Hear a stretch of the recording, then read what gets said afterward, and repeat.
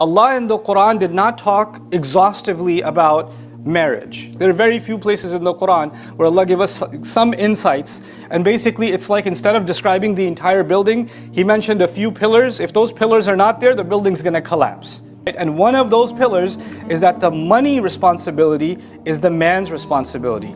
He better go find a job, he better go get some work, he better go and provide, because that is actually what Allah has made him responsible for the groceries, for the car, for the fuel, for the electricity bill, for the school, school supplies for the kids, everything. Everything. And that starts from the very beginning. When you get married, you take the responsibility of paying a mahr, a dowry.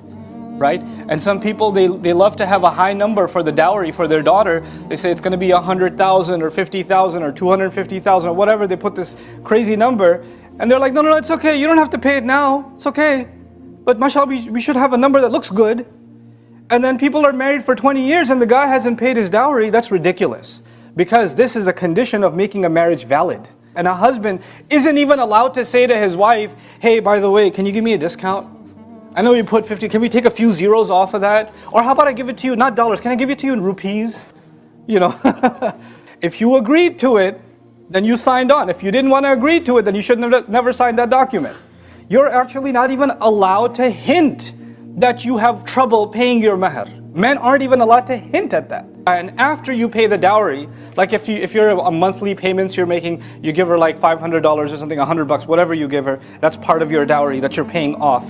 And you pay her and you're like, fine, here's your monthly, this week was really tough. You can't make none of those comments. And if she takes those $100 from you, and then she takes out a dollar bill and says, here, go get yourself some ice cream.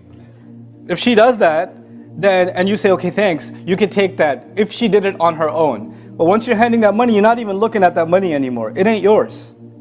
That's part of being a man, according to the Quran. And there are many men around the world whose wives are being told to go get a job and work while they're sitting at home. Muslim men. And they're saying, you have to obey your husband. What kind of what religion is that? Allah Azza wa Jal made men responsible financially. If there's a desperate situation and a wife decides to go get a job and support financially or do on her own, that's a voluntary thing she's doing that she cannot be told to do. And if she does that, if she does get a job, if she does have a business, if her father left behind some stores or some property in her name, and you're like, hey, can we get some of that too? Because I'm your family. No, that's her money. You can't touch it. Allah made this equation in which she has a financial advantage, meaning your money is basically hers, and her money is hers.